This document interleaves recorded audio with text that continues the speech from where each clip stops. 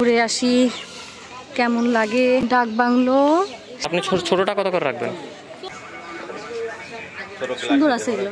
জনপ্রতি 30 টাকা entry fee. আমরা এই তো চলে আসছি প্রায় লালনের দেশে, শিলাদহ কুঠিবাড়ি। বেশি ঘোরার নাই, মোটামুটি 1.5 কিলো মতো এখান রাস্তা। তারপরেই সবাই দেখতে পারবেন আমাদের সাথে। ফাইনালি আমরা পৌঁছে গেলাম কুঠিবাড়ি। আর এখানে প্রথমে যেই ডানে বামে মোটামুটি ডান হাতের দিকে অনেক হচ্ছে গাড়ির পার্কিং।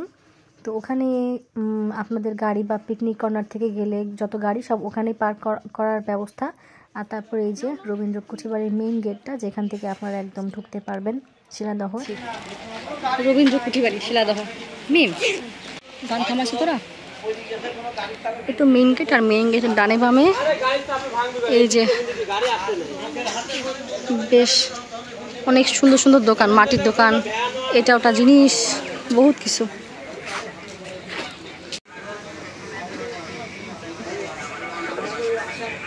সুন্দর আছে এগুলো। হ্যাঁ এরকম একটা গ্লাস নাও।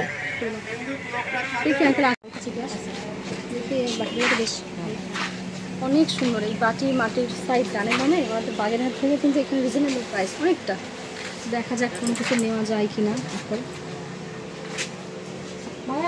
যেহেতু আমি আজকে অনেকদিন পর ভিডিও এডিট করতে বসছি, তো ভয়েস ওভার দিতে খুবই আর কি মানে কি বলবো হচ্ছে না, কিছুই পারছি না। তো মেইনলি কুঠিবাড়ি ঢোকার আগে হাঁড়ি পাতিলের দোকান থেকে আমি হাঁড়ি পাতিলও কিনছি। সেসব ক্লিপ নাই কেন বুঝছি না, হয়তো পরবর্তী ক্লিপগুলোতে আছে। তো এখানে আমরা মজাদার কুষ্টিয়ার বিখ্যাত কুলফি খেলাম, ঠান্ডা কুলফি। তারপরেই ঢুকলাম। আমাদের টিকিট জনপ্রতি 30 টাকা এন্ট্রি ফি। আর এই যে আচ্ছা এই হচ্ছে টিকিট কাউন্টার থেকে ঢুকে ডান সাইডে হচ্ছে ওইটা কি মিমোর পাশে মিউজিয়াম টাইপের কিছু নাকি দেখা যাচ্ছে না। এখান থেকে ঢুকে এই ডান পাশটা, আর বাম সাইডটা হচ্ছে এই যে বাম সাইডে ওই যে। এখন আমরা ঢুকে গেলাম ভেতরে, দেখা যাক ঘুরে আসি কেমন লাগে।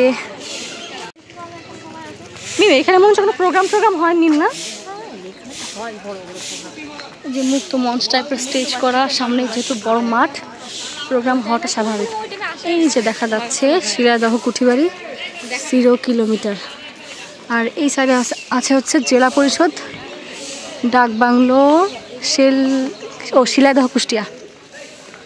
প্রথমবার পড়ছি তো গীতাঞ্জলি। হ্যাঁ আলাউদ্দিন নগর কুমারখালী। ওয়াও এই বাসাটা অনেক সুন্দর। ওয়াও আসলেই সুন্দর, পুরো রাজপ্রাসাদ, আসলেই সুন্দর। এরকম একটা সুন্দর বাসা দেখছিলাম হচ্ছে আমরা সিলেট যে মৌলভীবাজার যাওয়ার পথে, খুব সুন্দর। এটা একটা লজ। হ্যাঁ সব কিছু মিলে এরিয়া। আসছিলাম তখন কনস্ট্রাকশন চলছিল। প্যারেন্ট লজ নতুন। ও তোরা যে দিক থেকে আসলি না ওই পাশে মানে ওই পৌরসভা দিয়ে আসার সময় একটা বাসা কিনে